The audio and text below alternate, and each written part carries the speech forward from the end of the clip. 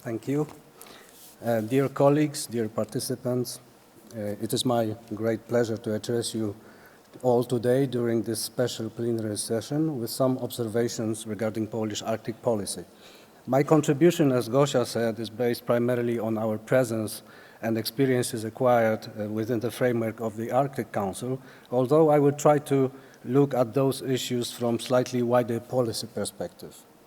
Poland holds its observer status in the Arctic Council since 1998, but our involvement in the region, especially at the political level as well as of scientific and research character, dates much longer than this and also influences our overall foreign policy in many ways.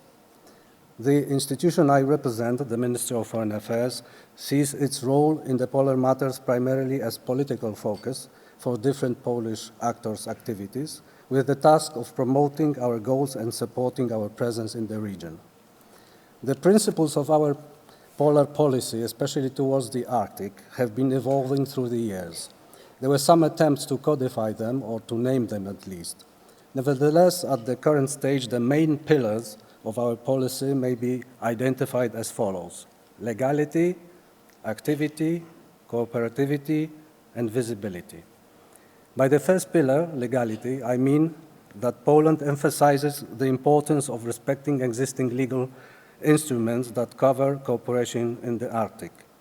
This legal basis covers both those acts that regulate cooperation in the Arctic region, but also other international treaties and agreements, like United Nations Convention on the Law of the Sea, as well as other relevant international soft law acts, such as declarations, common statements, or memoranda.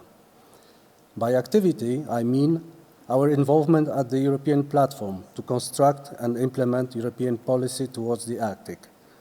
We undertake initiatives and participate in political dialogue and decision-making process that deals with the polar issues and far north.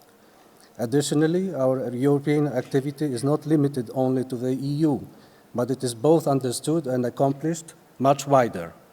Just to mention, Poland a few months ago completed its presidency in the Council of the Baltic Sea States. By cooperativity, I mean our cooperation with the Arctic Council itself. As I have mentioned before, Poland holds its formal observer status for almost 20 years. We were also present at the signing ceremony of the Ottawa Declaration. Since then, we have engaged in different formats of cooperation with this important forum. As the Ministry of Foreign Affairs, we take part in political meetings, both at ministerial and senior Arctic officials level.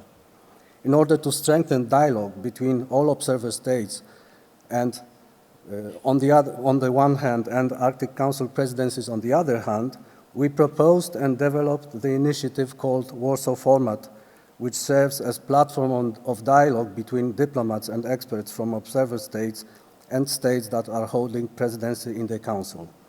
We believe this format contributes to overall Arctic Council cooperation, and we plan to continue these efforts.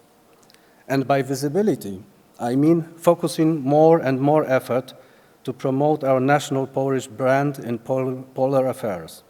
As you know, public diplomacy plays a pivotal role in the contemporary relations. We are perfectly aware of that and undertake efforts to develop a number of activities in this area.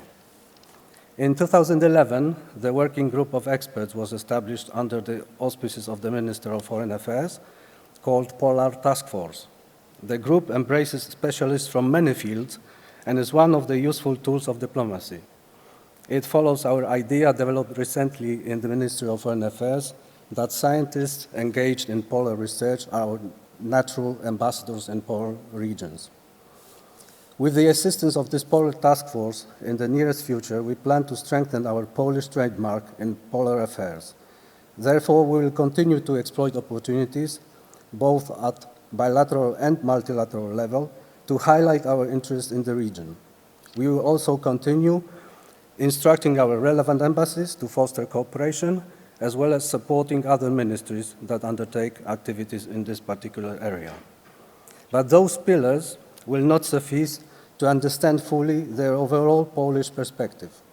Speaking about the Arctic, we learned from our past experiences, but we also need to present the vision, our future goals, and forward-looking approach.